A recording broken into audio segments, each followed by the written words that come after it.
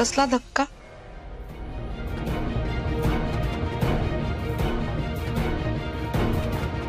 काय झालं? कसला प्लॅन चाललाय? प्लॅन काही नाही, आपला एक जमिनीचा व्यवहार खूप जुना,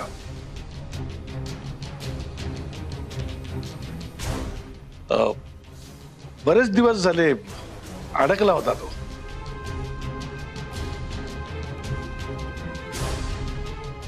पण आता सगळे प्रॉब्लेम्स सॉल्व्ह झाले, एकदम मिटले. डॉक्युमेंट्स पण मिळाले, सगळं क्लिअर झालंय. त्यामुळे आपला व्यवहार धक्क्याला लागला, डोक्यावरचं टेन्शन गेलं, हे मी हिला सांगत होतो. इतक्यात तुम्ही कावेरी, अगं तू आता इतक्या रात्री कशी काय आलीस तू? म्हणजे सगळं व्यवस्थित आहे ना? राजवर्धन बरं आहे ना? हो.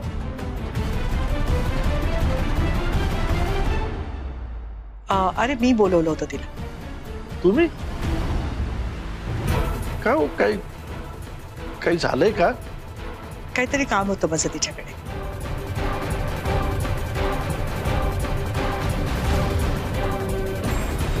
बर बर, ऐक कावेरी, आता आलीस तर जेवून जा. हा? अहो नको, घरी स्वयंपाक केलाय मी, परत तो उरेल. पुढच्या वेळी येते. बर चल, खूप उशीर झालाय, मी तुला गाडीपर्यंत सोडते, ड्रायव्हर सोडून येईल तुला. अहो नको मॅडम. अगं ये ये. ये.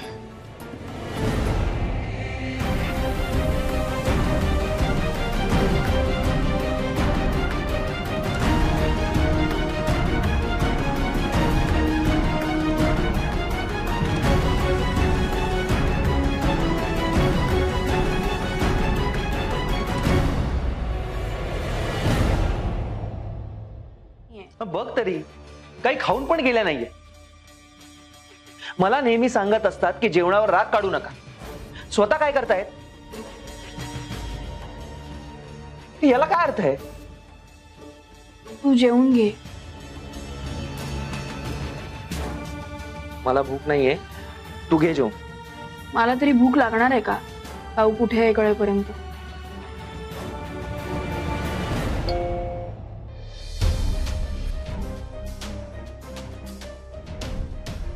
काऊचा मेसेज आलाय. काय? ती म्हणते मी रत्नमाला मॅडम कडे होते, 5 मिनिटात घरी पोचते, ताट वाढायला घे. चिडले नाहीये.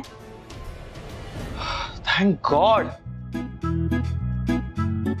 थँक गॉड काकूंनी मेसेज केला. आता जीवात जीव आला माझ्या. तर काय, इतका वेळ मला काही सुचतही नव्हतं. खाऊ पण ना. चला, ताट वाढायला घेते. आता तरी भूक लागलीये ना? काय झालं असायला? इतका वेळ काकू कुठे आहेत हे माहित नव्हतं, तेव्हा भूक नावाची गोष्ट असते हे सुद्धा जाणवत नव्हतं. आणि आता त्या सुखरूप आहेत हे कळल्यावर मला खूप भूक लागली. हे त्या म्हणतात ते खरंय, माणसाला माणसाच्या असण्या नसण्याने फरक पडतो.